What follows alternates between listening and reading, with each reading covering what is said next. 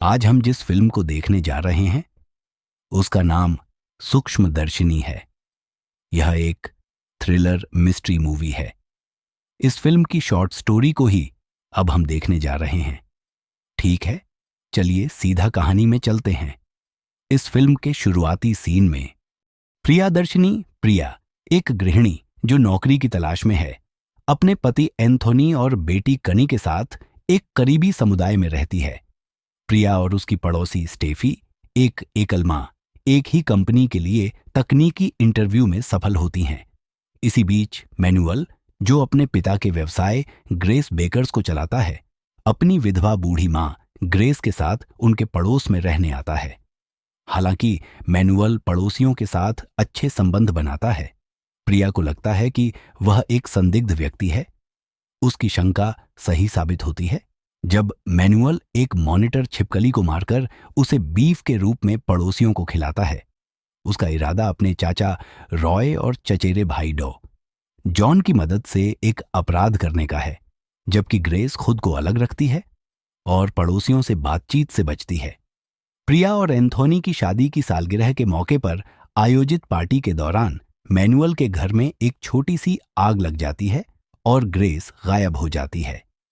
Manual police में शिकायत दर्ज कराता है और वे ग्रेस को एक रेलवे स्टेशन पर ढूंढ लेते हैं। इस दौरान सभी को पता चलता है कि ग्रेस को एल्जाइमर है, लेकिन प्रिया को इस पर विश्वास नहीं होता क्योंकि उसने हमेशा ग्रेस को अपने दैनिक काम कुशलता से करते देखा है।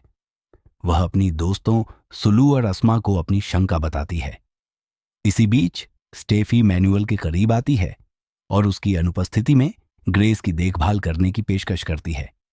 मैनुअल ग्रेस और स्टेफी के लिए एक शामक वाला आम का जूस बनाता है ताकि वे जॉन की सलाह के अनुसार अपनी योजना को अंजाम दे सकें। रॉय घर के बाहर इंतजार करता है कि ग्रेस और स्टेफी बेहोश हो जाएं ताकि वह ग्रेस को ले जा सके, लेकिन प्रिया अपनी शंका दूर करने के लिए ग्रेस से मिलने पहुंचती है।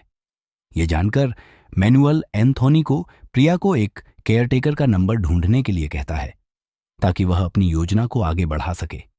जल्द ही स्टेफी शामक के कारण सो जाती है और रॉय चुपके से ग्रेस को अपनी कार में ले जाता है।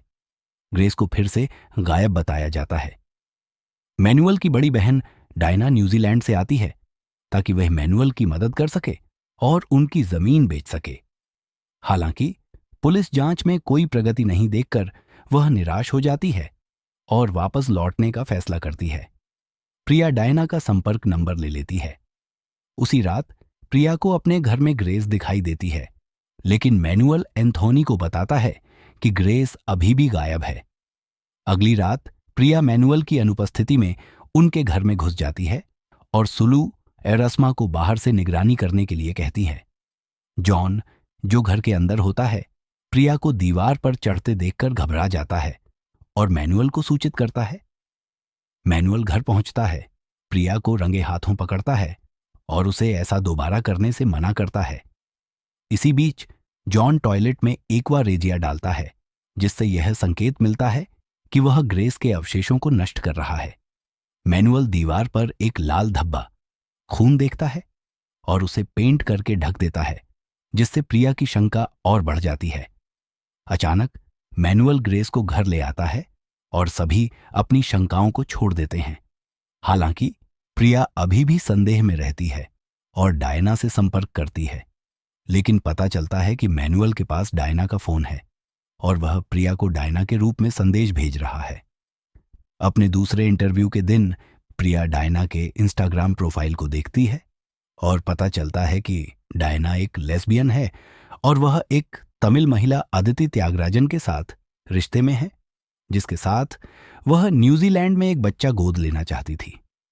इसी बीच अदिति भारत आती है, चिंतित कि डायना न्यूजीलैंड नहीं लौटी है और अचानक उससे बात करने से बच रही है।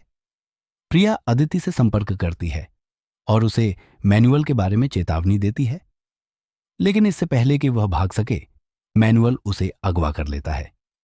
प्रिया अपना इंटरव्यू छोड़कर अदिति से संपर्क करती है, लेकिन तब तक बहुत देर हो चुकी होती है। मैनुअल प्रिया को शामक देकर बेहोश कर देता है और उसे ले जाता है। उसे मारने का इरादा रखता है। प्रिया को पता चलता है कि दीवार के धब्बे से लिया गया नमूना मानव हड्डी के कोशिकाओं से बना है। वह पुलिस को सूचित करती है, लेकिन पुलिस के आने से पहले मैनुअल प्रिया पर हमला करता है। प्रिया उसे अपनी कार से टक्कर मारती है और जॉन को काबू में करके अदिति को बचा लेती है। एक फ्लैशबैक में पता चलता है कि मैनुअल, रॉय और जॉन ने डायना को उसकी यौनिकता के कारण शर्मिंदगी से बचने के लिए मार डाला था और ग्रेस इस सम्मान हत्या की मास्टरमाइंड थी। अपराध का खुलासा हो जाता है और मैनुअल, ग्रेस, जॉन और रॉय को पुलिस गिरफ्तार कर लेती है। यह सच पूरे पड़ोस को झकझोर देता है। मेरी तरफ से यह हाईली रिकमेंडेड मूवी है, इसे मिस मत करना।